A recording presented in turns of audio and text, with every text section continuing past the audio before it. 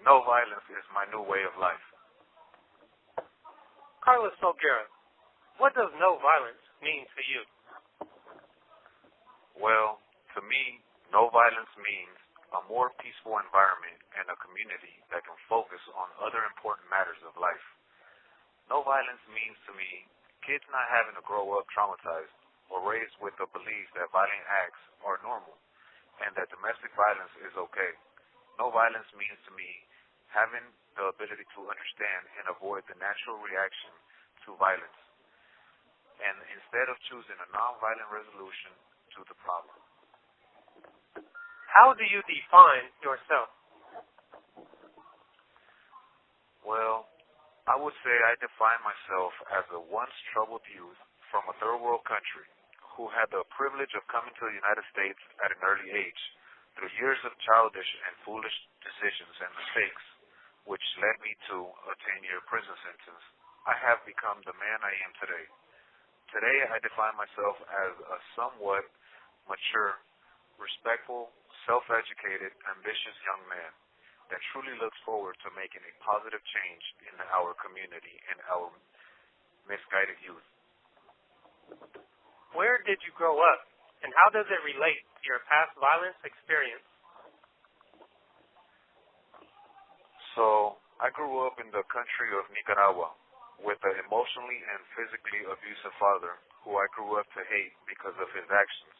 Through his abuse, I too became violent and abusive towards others. After years of suffering his abuse, I moved to the United States and spent my teenage years in the Mission District of San Francisco, where I participated in gang activities like extortion, robberies, drug sales, shootings, stabbings, and other foolish senseless violent criminal acts. My past experience relates to where I lived and grew up in a predominantly gang-controlled neighborhood where I regrettably joined and participated in all gang activities for 9 years. Who is your target audience? Well, I would have to say my target audience is any young man considering or already involved in a criminal or violent lifestyle.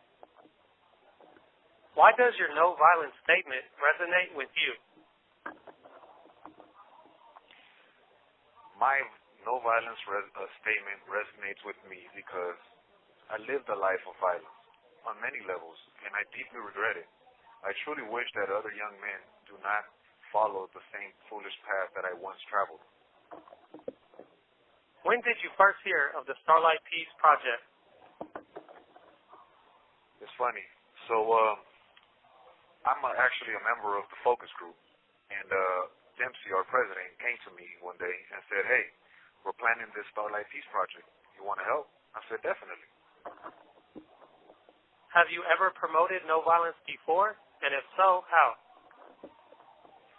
Well, to be brutally honest with you, no. I was a very violent person, and I'm very sorry for that. What do you promote as an alternative to violence? So within a couple weeks ago, I recently finished this first course of a workshop called AVP, Alternative to Violence Project. It taught me lots of alternatives to violence, but one in particular that I practice the most to find a common ground with other persons or people. In which ways do you promote no violence in the prison setting? I practice it by being a good listener, respectful, friendly, and just being a good human being. What is the last thing you would like to say to the listeners of the Starlight Peace Project interview?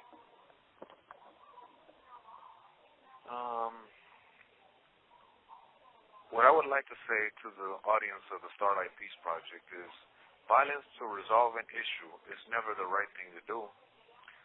A truly wise man will always avoid violence and resolve his issues by other means. Violence solves nothing. I mean, it really doesn't. Well, this call and your telephone number will be monitored and recorded. I am Carlos Salguera. encourage you to follow us on Instagram and Facebook at Starlight Peace Project.